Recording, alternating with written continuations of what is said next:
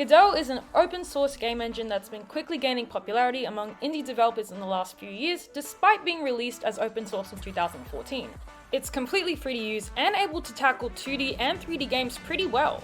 Personally, I really like its node-based system and find it to be way more neat and organized compared to other game engines like Unity.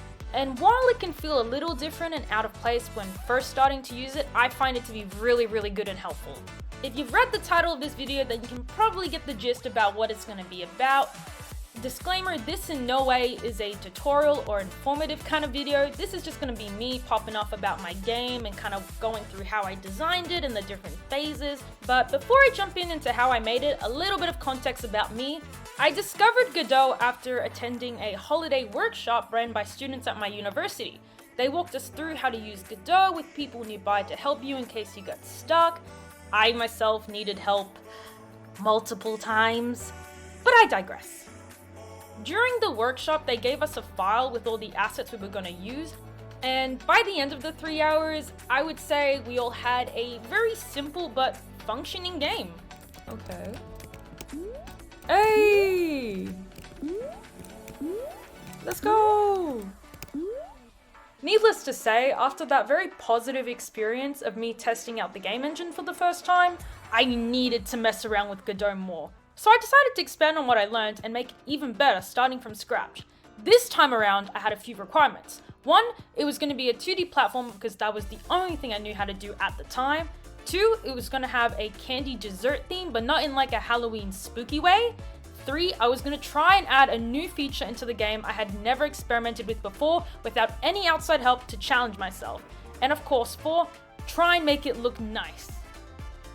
Moving on, I did a rough sketch of what I wanted the level layout to look like, and then moved on to designing the player character, which I decided to make a slime. I designed my slime in a free-to-use website called pixelart.com and then threw my sprite sheet into Godot. I added a character body 2D node, collision shape 2D node, and animated sprite 2D node. And look at him go! Oh my god, he's just so squishy. Oh, my child. With my sprite animated, I then added some code to handle the physics/gravity and character movement, then ran the game.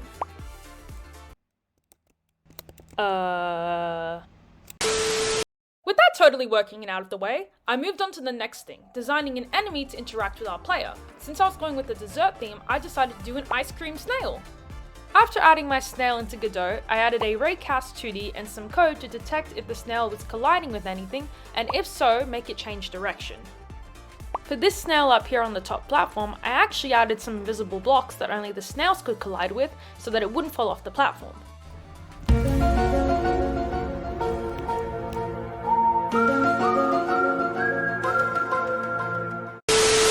I also added a camera 2D node into the level scene and enabled position smoothing, which made the camera delay slightly and catch up to the player whenever the player moved, giving it this cool effect.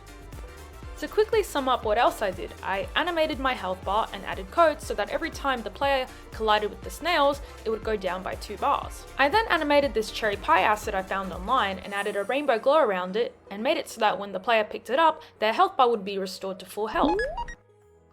I also added this cinnamon scroll I found online and added a label node to act as a coin counter. Then using a collision shape 2D, I created a kill zone and made it so that when the player entered it, it would display the lose screen. I also added a win screen and a flag into the game and made it so that you had to get to the flag in order to win. I also added a home button into the level scene which took you back to the main menu, which I designed using assets from itch.io and texture buttons.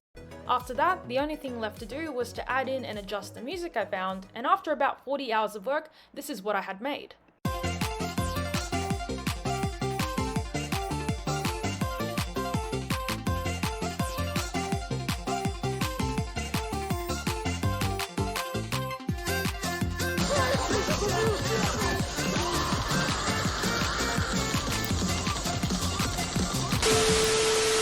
Anyway, and with that, I had pretty much finished my game.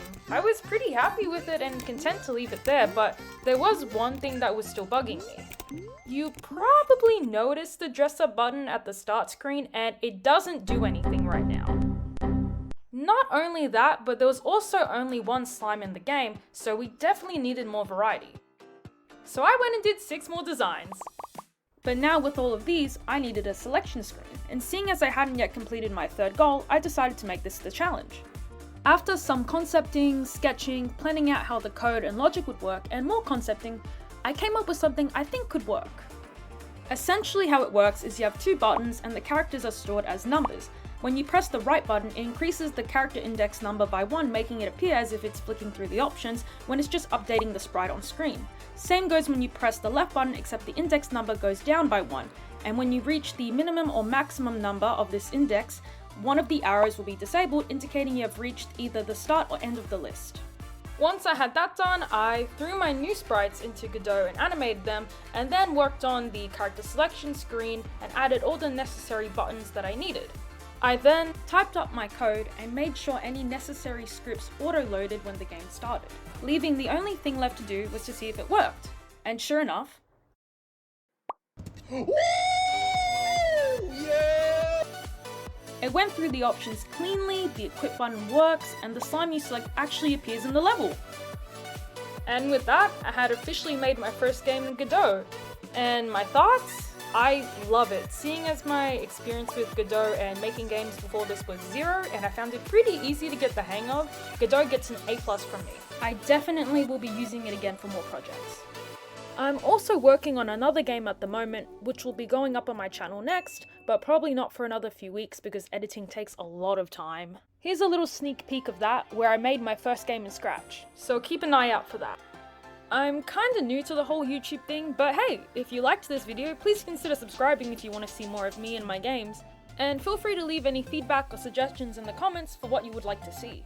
Also, if you did actually want to make your first game Godot, I highly recommend checking out my friend Ethan's video, which is a 1 hour long step-by-step video of how I did most of the stuff in this video, and where you'll learn everything I learned at that workshop that I attended hosted by Team Stingray, who are an amazing group of game developers. Seriously, I highly recommend checking out some of their games. They are amazing, and this video wouldn't exist if it weren't for them. Also hoping to do some gaming on here soon, including playing some free-to-play games on itch.io, which actually has a lot of really good stuff by smaller indie creators, which I want to showcase on my channel. But until then, I'll see you next time. See ya!